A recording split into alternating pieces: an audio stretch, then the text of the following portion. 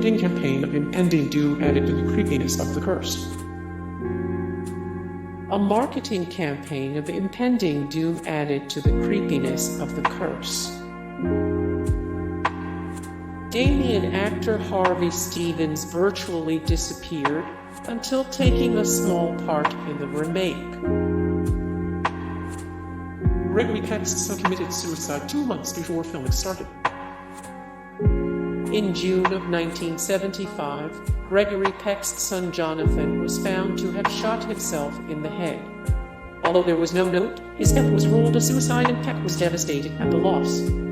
His agent brought the role of Richard Thorne to his attention, since he wanted Peck to channel his grief into a project, despite the fact the role was a man who must kill his son.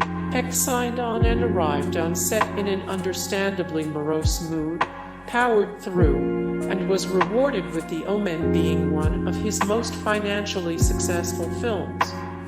William Holden, on the other hand, had also been offered the part of Richard Thorne but turned it down. When he saw how successful the film had been, he quickly jumped on board Omen Roman 2. A stuntman nearly died after falling off a building on his next film and claimed he had been pushed. When stuntman Alf Joint was done filming scenes for The Omen, he went to work on a bridge too far, but the curse may have followed him. For one shot, he was to jump off a tall building and land on an airbag, something he'd successfully done before with no issue. This time, however, he jumped in an awkward way and landed not on the safe cushy pad, instead on the ground. Seriously injured, he was rushed to the hospital and luckily survived. When he regained consciousness, he said he felt like he'd been pushed. Although no proof of his claim was ever found, the fact that he jumped suddenly and in an unusual way could mean he was telling the truth. An airplane the crew hired for aerial shots was rented to someone else and then crashed, killing several people.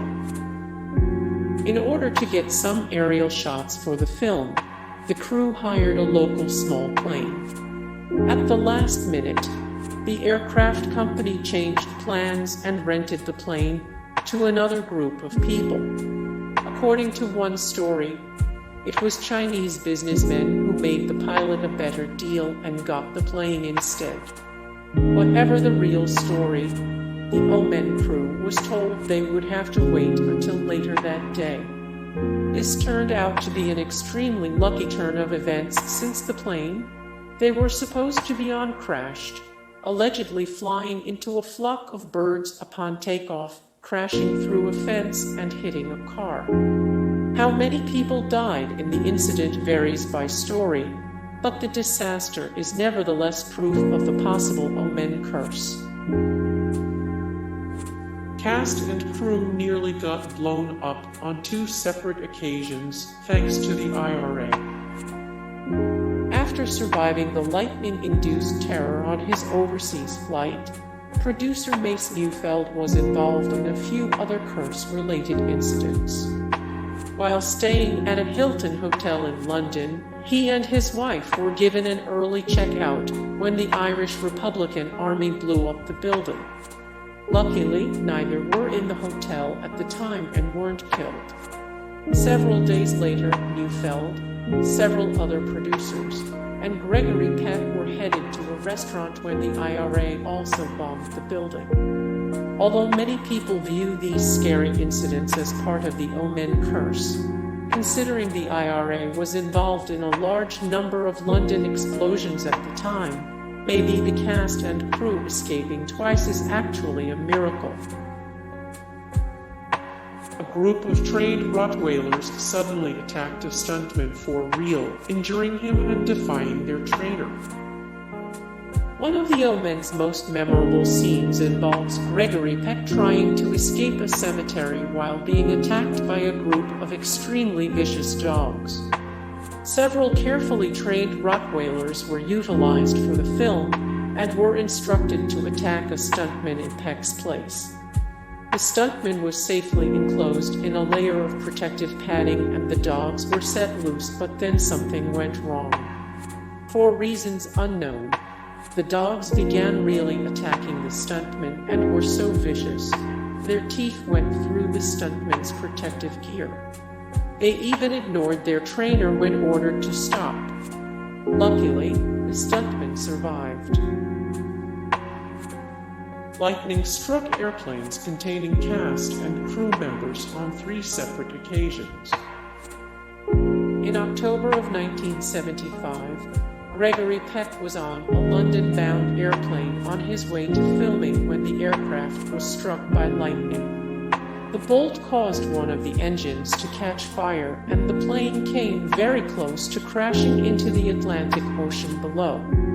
A few weeks later, producer Mace Neufeld was on his way to the shoot when his airplane was also struck by lightning while crossing the Atlantic.